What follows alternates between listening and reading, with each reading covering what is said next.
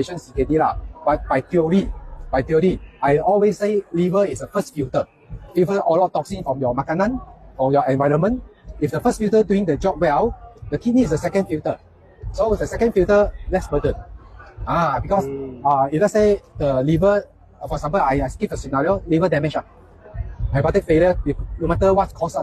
So we got one condition called hepatorenal syndrome. Yes. Hepatic is the liver, hearty, renal is the kidney. So this liver so that macam cannot handle the toxin. All the toxin will go come to the kidney also die.